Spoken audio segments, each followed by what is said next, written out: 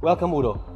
Welcome, Wolfgang. We are in the Standwerk. The Standwerk in Cologne, yes, and we're wearing ridiculous hats. It's all what I could find. Wonder what the deeper meaning is. I can tell you what the deeper meaning is. Actually, my problem was that in the morning when I tried to get Father Christmas like Santa Claus heads, my issue was they were not fitting my head. Okay, yeah. And I was there's nothing worse than getting like pressure marks. Okay, nah, we don't want it. But these were like way much more comfortable. Yeah. I mean, they're very super. hot. I mean, hot in general, like hot, like. But silly is good. It's, Well isolated. But anyways, tell me, what I'm really curious about you as a person is that you have, in my opinion, have kind of changed the way people supposed to be trained, or the training style. You were one of the first kind of people in the German scene, I think, who really pushed for different training. Yeah, we just talked about a mutual friend, Johnny Dawes, and it's true. I don't know. I think the video was or the film back from '85, and was I think Buick's 8A something like this. The movie was called. And there's one scene where Johnny Dawes jumps onto a little carousel in the playground in Abt.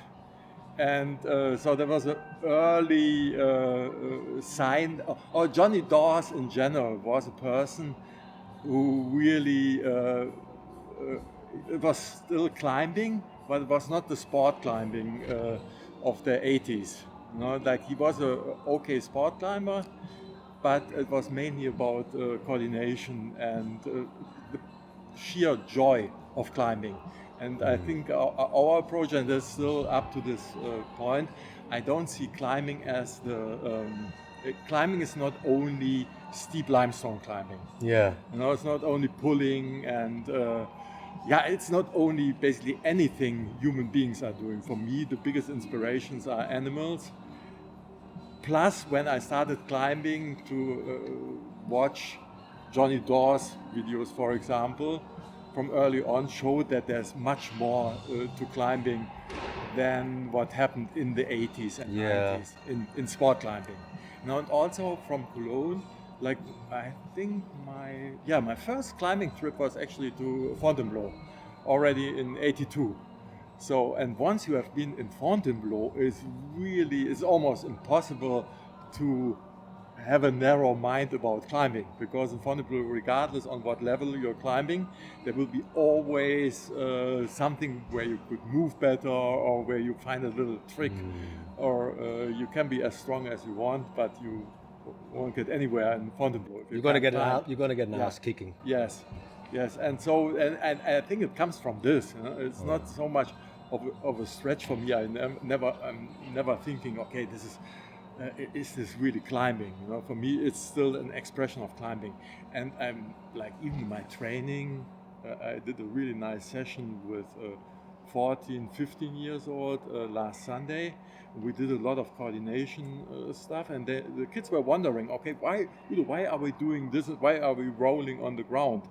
And for me, it's about mapping your body, you know, so that your brain gets an idea of where your body is in space, spatial awareness, these things. And I mean, people might not believe me, but if I see somebody rolling over the ground without anything that is like climbing, I still get an impression of how this person would climb. You know, I see still the same inhibitions, or maybe rigidness, or like kind of robotic movements that I see in climbing.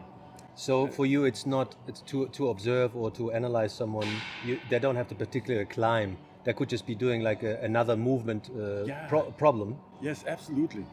Like even catching balls. No, this is something I'm thinking about a lot right now, because I'm writing a book about climbing coaching. And it's a little depressing, or huge disconnect between how fantastic the kids nowadays, like say, for example, the 14 years old, they climb fantastically. But this is also because they climb since 10 years in many cases.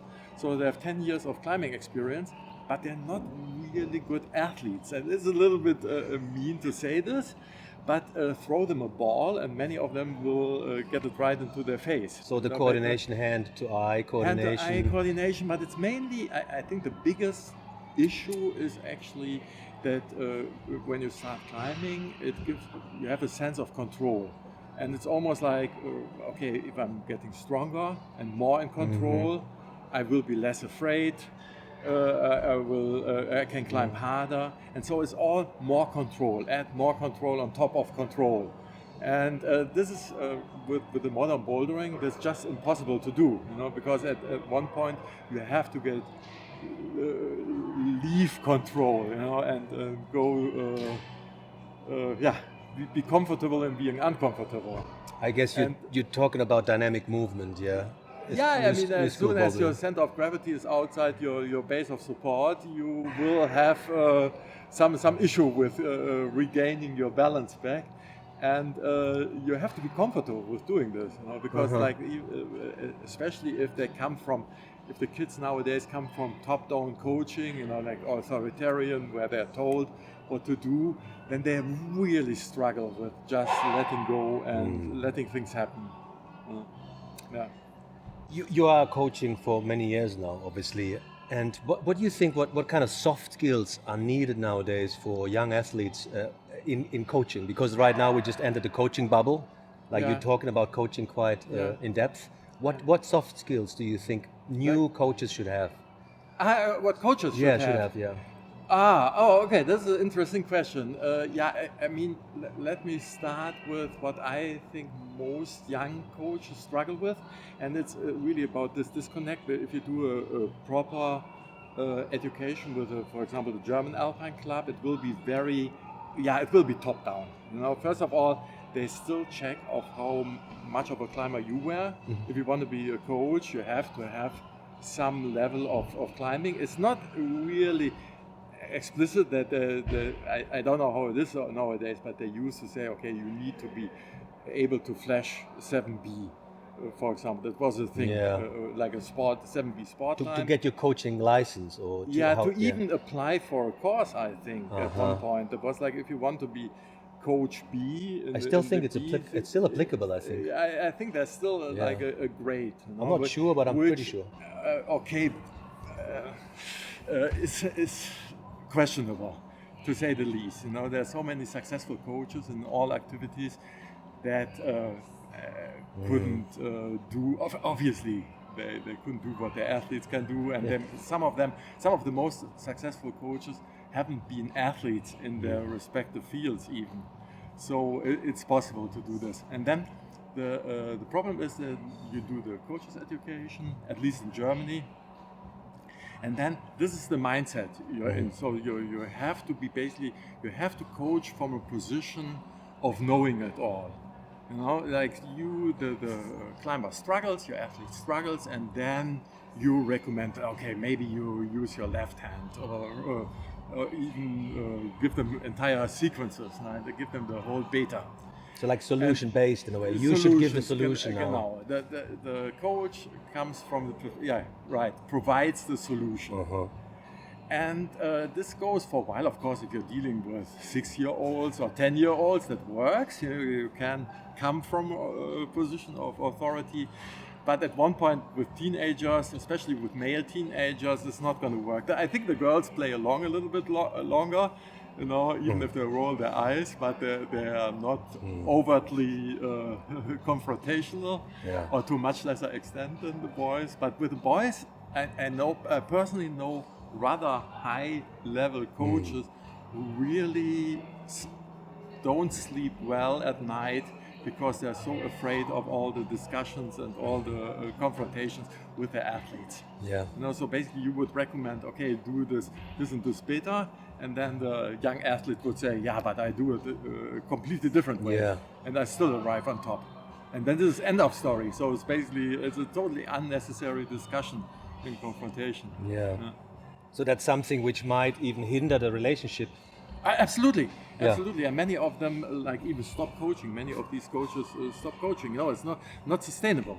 Yes. If you think about it, if you met Adam Ondra when he was 10 Screaming, years old, when he was screaming. Yeah, he was. Well, he was already fantastic when he was screaming. But then eventually, kid grows up, and what are you doing now? And so what I'm proposing, and I think it's a huge relief once you, once this is your style of coaching, it's much more that you provide the situation, and what's nowadays called constraints-led approach. So basically, you let, and this is very, very easy in climbing to do. You provide the setup, and then you say, okay. Off you go. Do it. Yeah. Yes. Floor is lava is a Yes. very basic one I'm using all the time. You can do this with school kids, but you can also do this with the best climber in the world. Yeah. And what is it? Explain it to me. I don't know. What is the floor lava? Floor is lava is when you can't touch the ground.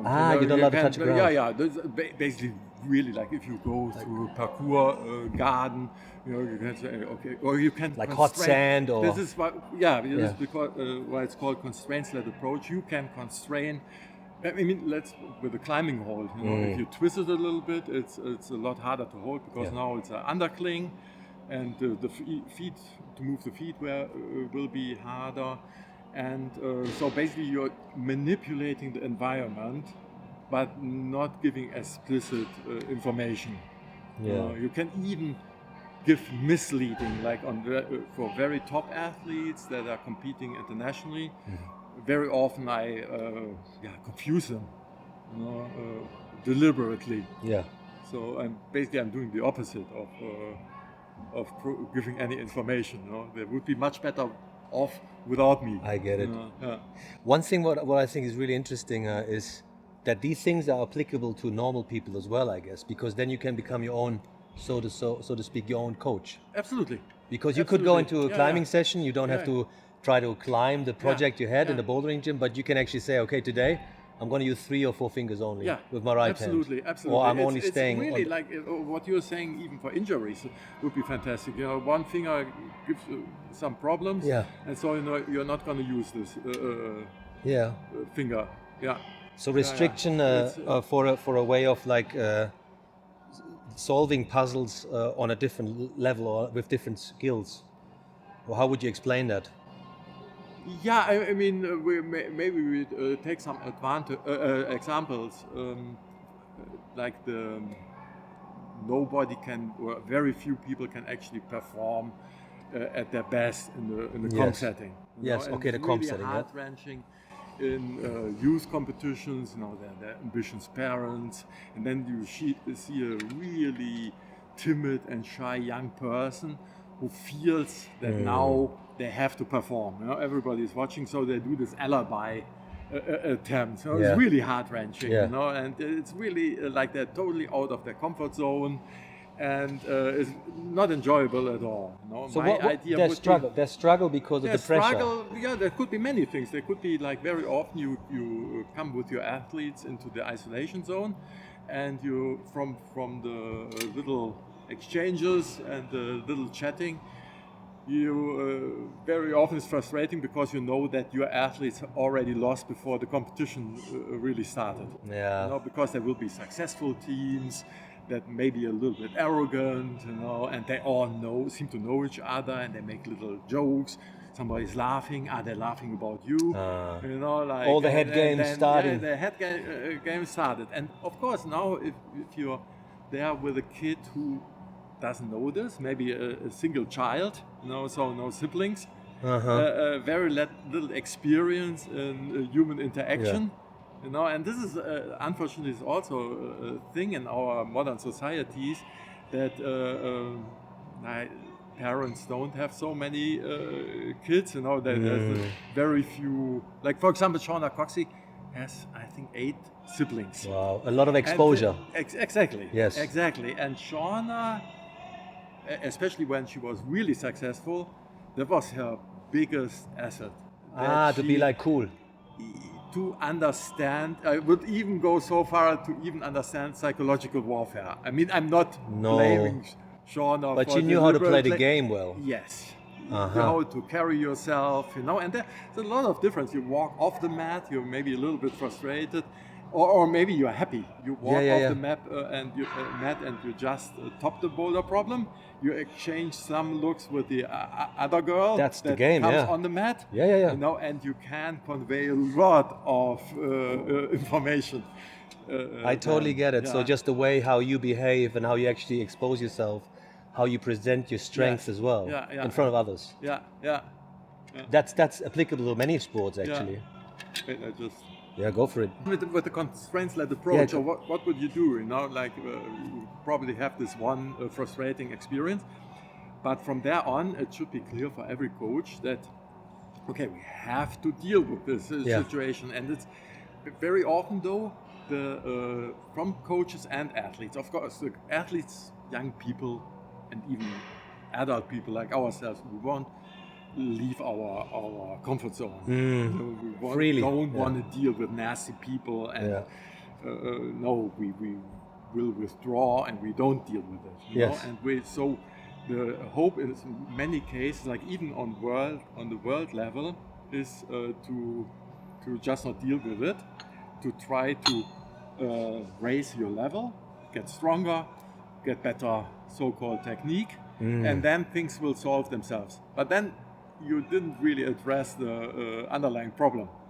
So this is just like really easy idea would be for this kid to have more pressure in their training. So one example is very often if a climber projects something like a dyno, like a dyno, and then they stick it, and then it's a really difficult situation for a coach if the coach asks, do it again. Because there's still the old red point idea in climbing. If you tell a gymnast to do it again, this is absolutely normal. Absolutely normal. You can't do it if you can't do it every time. So, but in climbing, there's still the notion. But now the dyno was 8B, and now I'm an 8B climber.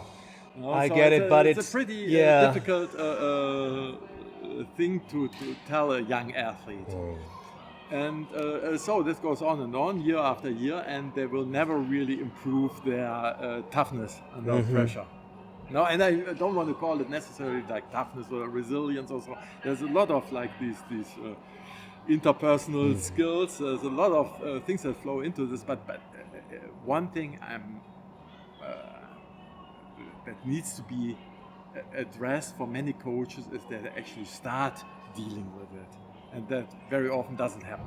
So the question is how to and when to introduce exposure with an athlete and how to do it sensibly enough. But there's one thing you can really tell if the young person comes from an authoritarian environment.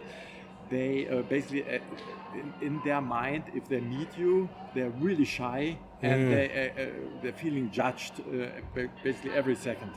And one thing I try to establish from very early on, like when you start a relationship with an athlete, there's two modes. There's a performance mode, and like in the competition, and then of course you want to perform. You don't want to do stupid mistakes in the competition. I totally get this. But then you absolutely need, in order to do this, in order to perform at your best at the competition, you need time to experiment and play. And this is per definition that needs errors, lots of errors, and really clumsy behavior. You need to be struggling, and it needs to be frustrating. But the good thing is that this is practice time, and so you're not judged. The more you fail, I'm aware of that many athletes, if I tell them that I like to see mistakes really early and really drastic mistakes, because the hope would be that they don't happen again.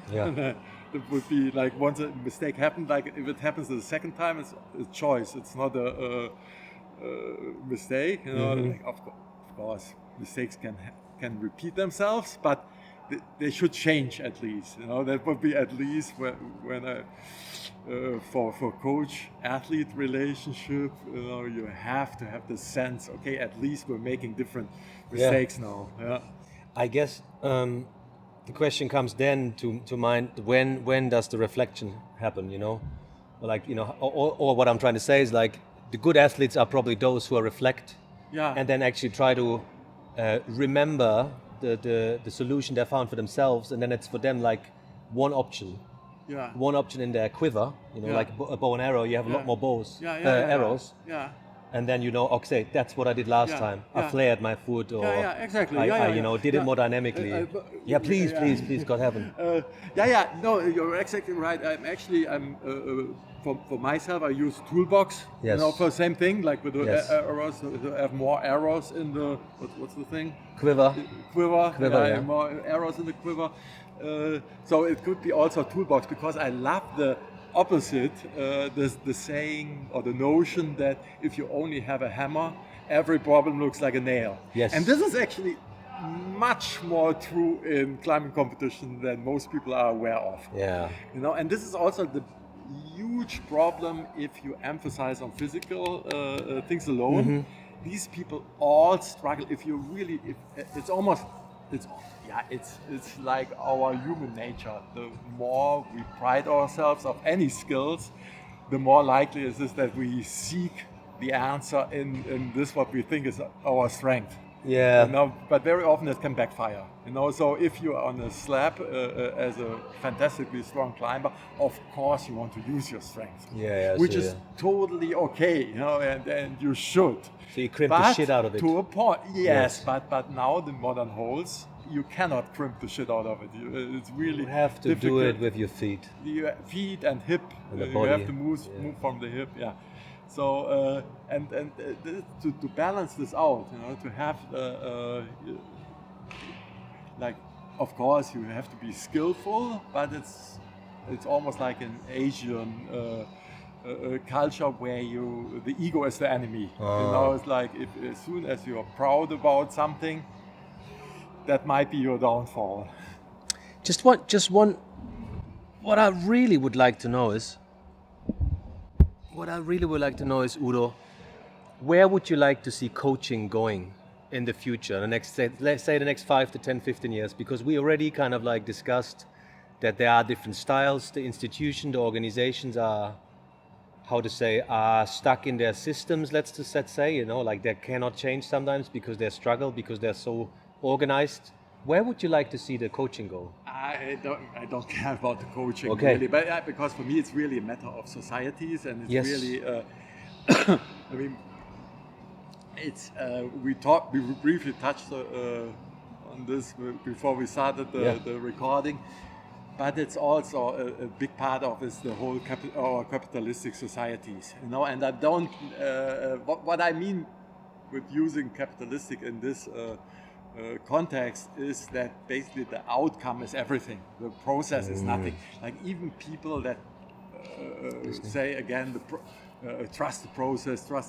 But if you look closely, like how much, and even myself, of course, like I'm talking like I'm the Zen master, but to trust the process is in this environment that. Appreciates the outcome and basically doesn't care how you got there. I think that's the biggest problem. If our society won't change, it's almost impossible to coach outside of your context. It's a massive issue, especially like social media plays a big part. Yeah, social media. I listened to a podcast or just a small reel of a dog trainer, and what he said was like, please, when you look at dog trainers and their dogs, don't think, first of all, the dog trainer's been teaching 20, 30, 40 years, whatever. The dog's been trained since he was a puppy. Yeah. And then he says, don't think that your dog is going to be like this. Yeah. I think it's just crazy. And when we look at these things, the dog's doing 20 tricks, and you're like, why is my dog not doing 10 tricks? Yeah. Although I think sometimes, I guess it depends a little bit on what channels or what were you looking at? Because of course there is failure videos, these fails videos, and I think in a certain respect, like it can be interesting, or basically do the opposite. Yeah. It can be a good thing to follow athletes that basically portray or show the whole process. I get that. No, and I don't think, and I also think that the young people, I mean the people that grow up with social media, they will look for different things, and I really hope that at one point they will be competent enough using all these tools for their mental health. Right now it's a little bit in a difficult position because the not every young person is as media savvy as you would hope to really handle all this potential, basically. But it's not like social media for top athletes or for really ambitious competitive athletes might be a problem issue, but in general I think to get inspired or so, I also see some value. Would you this is just a personal question now. Would you consider going back into national coaching? Is that something you could see yourself again in? Because you mean, how many years did you coach the national team in Germany? 7 years. Yeah. Yeah, or good 7 years. Yes. Yeah. I mean, when I stopped working for the DIV, I was really frustrated, and in the meantime, I've done a lot of work for similar federations or for other federations, and I must give the Germans a little bit credit because it's a systemic problem. You know, like the mountaineering federations are not really interested in pedagogy, I must say. Yes. And like they're not very interested in kids. This is.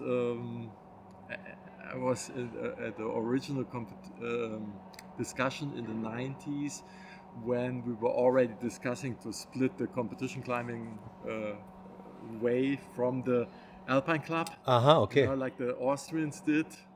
Separate even these. The Portuguese, to have like a competition climbing federation. And the normal climbing federation. And the mountaineering yes. federation. That would be better, but that doesn't solve all the problems. No. You know, it's still performance sports and so.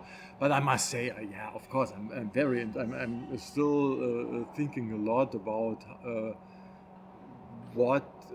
how the whole structure would encourage or empower athletes enough to be successful in the competitions, but still make it a pleasurable experience while you're doing it. I think this is a lot of it's basically delayed gratification. I mean, performance sport is delayed gratification. So basically, in many cases, I starve myself. I train a lot. It's unpleasant. But then in the future, there's this huge reward. Maybe. Right, and this is why I'm doing this. Yes. And this is all okay, but if it's too unpleasant and the reward is too far away, then maybe not so sustainable. Yeah, Nikolai Bernstein, true genius. He wrote all this stuff. I don't even know exactly when, like in the 30s, 1930s, and he was not friend with Stalin. And also there was, if you're interested in psychology, you might also know the name Pavlov, the guy with the dog, the Pavlov dog. And he was very, very much a favorite with Stalin. And so that it seemed to fit the whole communist idea. Human conditioning. Better. Yeah, exactly. And there were many things that were apparently more appealing.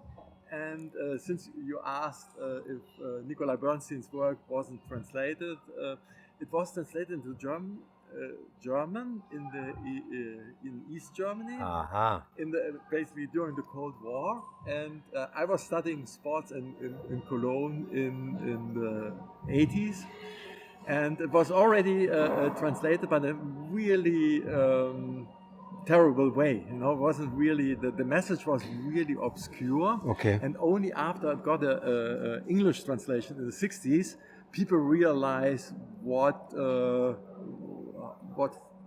fantastic ideas Nikolai Bernstein had. So the idea about this freeze, if you want to call it freeze theory, is that there are certain factors which inhibit movement. Yeah, this is actually this notion has been discussed a lot of time. There's even, I don't know if you know Feldenkrais. Yeah, Feldenkrais I know, yeah. Feldenkrais practice, also really recommended if you're interested into movement. It's still, I had a teacher who was really into Feldenkrais, and she, for me, it's a very nice reminder that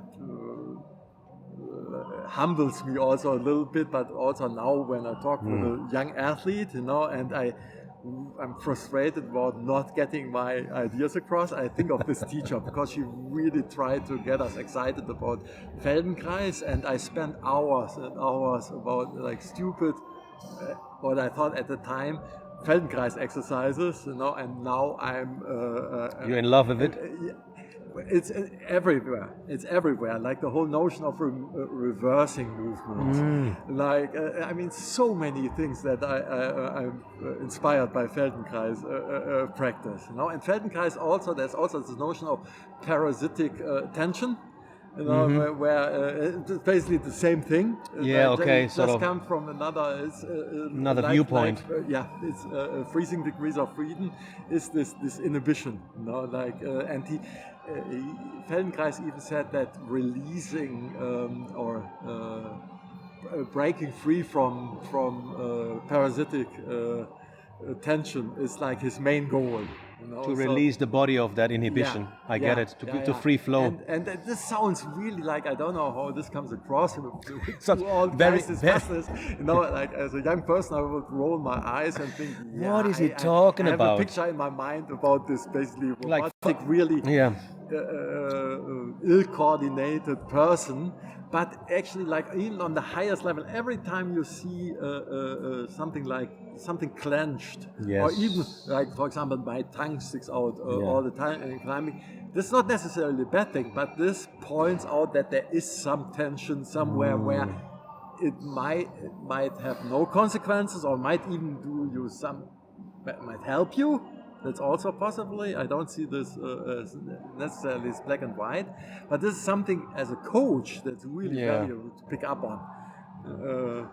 I even seen athletes or just climbers in general screaming just to get some of the tension out. Yes. I mean, this is not something Johnny told me this. Like Johnny Dawes said to me once, like, he's just getting the wobble. He explains he gets the wobble out. He gets this tension out with a voice, and he actually tries to figure that tension to give it a tone. To release that energy. Absolutely. Very interesting thought. This can be valuable. But tragically, like as a young person, you might not dare. No. You know, and like if Johnny probably practiced this or played with the whole idea when he was by himself at the cliffs, you know, or even with his buddies at the cliff, you know, you can try this. Yeah, people. But now you're 10 years and you feel terribly stressed. No chance. You feel really scared of doing exactly. that. Yes. And there's also, like, unfortunately, I'm really embarrassed to say this in the 21st century, but there's also so many gender issues. Yeah. Like, and we're all not free of this, you know. No. Like, if you, as a young female, or even as a mature female, you know, of course, there is, you want to look graceful. You keep your arms close to your body, especially the upper arms. That makes a really pretty line. And you're not exploring the world. Wow. You know, boys are much more encouraged to basically, this is my space. I take my space. You know? Running and fighting. It's still a struggle to really occupy space. Wow. Very obvious culturally also with the Japanese climbers sometimes. Out of respect, I think there's a very high thing. It's like interesting that you're saying this, because for longest time, like when Jan Hoyer was was 10 years ago when Jan Yeah. Hoyer won the overall World Cup. Yeah. And we at this time we still said, okay, yeah, we know that the Japanese are far superior, Yeah. but fortunately they let us win. And it was really They're too true. kind It to, was- to. Yeah, exactly. Wow. If I win, another person will be so sad. And that worked till, well, in 2011, Tsuko Kure, who is now a road setter, won the first World Cup It in changed. Canada. And that, but then it took them a long time. It was only Tomoa went to Tomoa in 2016. This guy didn't care about anybody being sad. Like a rebel, like yeah. a little rebel. Yeah, or maybe it's a generational thing. Maybe, yeah, there maybe. was like the time was over where they would. We are too hold kind. We're back. not too kind anymore to let you Yeah, win. We yeah. also want to win. Yeah. We want to get a piece of the pie. Yeah, and even like one of my biggest inspiration in comp climbing is Akio Noguchi, and even like in. When was it? In 2019, she basically Yanya handed her the victory on the silver plate, but Akio didn't take it because she couldn't beat her idol. You know? So this is. But it's kind of interesting as well. Like Totally. just to observe and that. I think that's very enriching the whole experience to look at the different Absolutely. mindsets. I think that's so valuable. For me, it's a huge motivation because basically you can learn from everybody. Yes. Even if the conclusion is no, I don't want to be like this person, but it's still valuable. There's some grace in that, I think. I mean, Japanese art, culture, tool making, anything is very fine. It's very now that you're saying art, like with Akio Noguchi, like her climbing. I don't know. I'm afraid it's still the same. Like in the German-speaking world, her climbing is not understood. Yes. Okay. And this is because they look at when Akio doesn't move. Okay. She is clearly not as strong as some other competitors. Yeah. And so basically the awareness of the the typical Western coach would look at the moves. But then negative space is not the thing in Western art. And like in Akio's strength came as younger strength doesn't come from the move, but what happens between the moves and after the move, how she absorbs the swing, for example. And I think, like at least in my mind, there is a similarity to empty space, you know, or negative space, to negative space. It's very abstract, but I get it. Yeah, when you look at the Japanese flag, you know, like the Western would look at the red dot. In Asia, or I guess, you know, I have no idea. We have to figure it out. This culture, but the white space around the red dot would be much more considered. There's a lot of, well, let's just say, philosophical thoughts coming from the East, which are way much more. I mean, the whole ideology. If we look at sociology in Western thought, is like Max Weber. The idea that we became the first culture to embrace capitalism or actually develop capitalism was the idea of hell and heaven. Yeah. And if you don't work now, you're going to go to hell. Yeah. So the question is like how to, and Zen Buddhism or Taoist teachings are way much more wider in the sense of like there is something in between which we cannot be named. Yeah. The Tao Te Ching, the Tao Te Ching, for example, Lao Tzu. There's something which cannot be the Tao is like this everything is everything, and this which generates everything but cannot be named. Yeah. So maybe the idea of God, but God is too omnipotent, too everywhere that we cannot even call it something. It has to be called everything, nothing. Yeah. So I think there's a fine line between, and what I like about that, what you just said, is that I think, or I assume that we are just looking at some things which are quite clear, and from a Western point of view, it's measurable. So when you talked about strength before, you know, like lattice strength diagrams and all these technicalities, but it doesn't make the best climbers, obviously. There's so much more in between the lines regenerating force, you know what you said, after the move, and then generating swing again to the next move, way much more coming from the center or whatever. And there's also a huge, like now that you're mentioning this, I mean, I think there's a lot of valuable things in this. I think like for physical preparation is all good, but then again you will like per definition, if you train, you have to make it hard on yourself. Yeah. For example, you have to move slowly. You know, you cannot cheat. But this becomes second nature really quickly. And this is why for modern bouldering or even for modern lead climbing, that needs to be reconsidered. You know, the whole how much of like proper, honest training you do, and also like how this is conveyed to the athlete. You know, I think that very early it comes like hard work, it's not meant to be enjoyable. There's a huge thing in the German-speaking world. You know, we are all like the whole Calvinistic. Where basically you postpone everything. You know, like it's all. More it fun. will be all in the future. Yes, exactly. The reward will be all in the future, which lends itself really well to capitalism. You know, that's the whole motivation, the whole drive you're getting from this.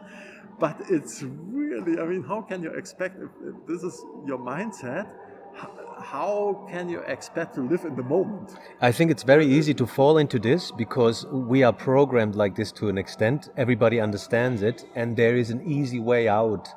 Not out, but staying in that sphere of training, like say again, fingerboarding, hangboarding, reps. It's very clear to us because we are very rational beings in a way that we grew up with. So I think I'm not saying this as a bad thing. I'm just trying to excuse maybe people that they haven't or that don't expand their horizon, because I think that's part of our culture. This, you know, but then again, you know, like we could say the same thing about Japanese warfare in the Second World War. They're very obedient as well. So you know, the training over there must be nuts. I mean, and it's also, I mean, it remains to be seen right now. They are by far the dominant. I mean, they have many things. It can be also, I would find it plausible. I've been in Japan a couple of times, and I don't know if this is the most fun society to grow up in. No. And I could imagine that bouldering or climbing is just a little outlet. You know, like for very regimented, you know, something which can be a very motivating factor too. Like if you look at successful athletes' career, a lot of times there's some kind of frustration, or like I couldn't do this, so I went this way. Like for example, even if you're really attractive young person, you will get invited to a lot of parties. You know, so this of course. When you're at the party, you're not training or not practicing. You know, so there's many. Your life can go in many ways. For sure. And it's, I guess, you know, once more we're just talking about 1.2 or 0.5% of the climbing community, and I think that's also like this is something you specialized in. I think you have really. I mean, I like that you know, you do a lot of split screens things, you know, on social media, and also like for training and coaching purposes. When did you start with the work? I would say observation, like these split screens, comparing athletes, comparing movement. When did you start really? I had a dark room in my garden. I shared it with some friends when I was 16. So I've been basically always photographing, even in film days, and then Super 8, the Super 8 in the 80s, you know, and then I got the first SVHS camera. That was what, a Panasonic? What was it? It was a Panasonic SVHS, and for people that grew up in the digital world, you know, in former times you had to have these analog copies, and that the copy would be always at least 30% shittier than the original tape. Really and so bad. basically you could do at the most like one copy, and if you would do one copy from SVHS to VHS, you arrived at an okay VHS quality. Yeah. So whereas when you started with VHS, there was no way to ever do a copy that anybody would like to watch, and so I've been always doing this, you know. Yeah. And then even in the 90s when we did performance rock climbing with Dale Goddard, we did a video by the same name. And then I translated this book that later became Lizenz zum Klettern. And from the first money, I got myself a nice Apple computer and went straight into video editing. And that was like basically I'm living the dream. If I really enjoy editing, except the long. If it's a massive project, then it becomes really a pain.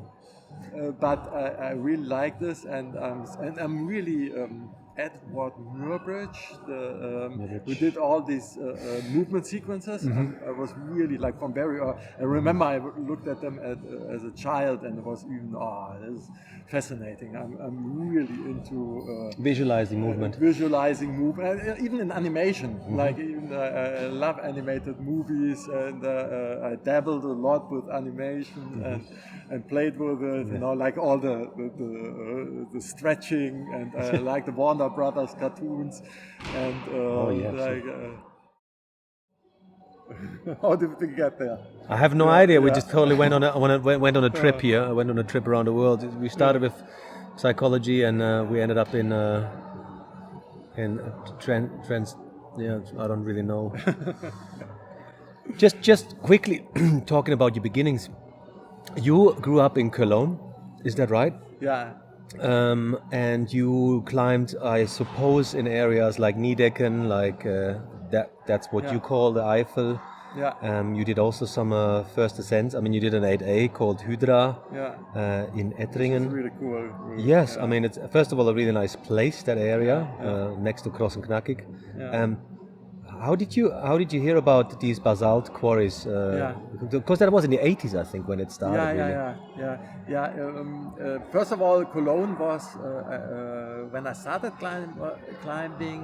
I didn't have a driver's license yet, and Cologne is at least 1 hour. Like Stenzlberg is a little bit closer, but you have to drive at least 1 hour. Yeah. And one motivation for me when I went into climbing from kayaking was to not need anybody, you know, to do it on my own terms. And so at the very beginning, I did a lot of bouldering here in Cologne. Yeah. So we just across the Rhine, we have a really fantastic pillars of Mühlheimer Brücke, and like I spent years of my life climbing these. There's one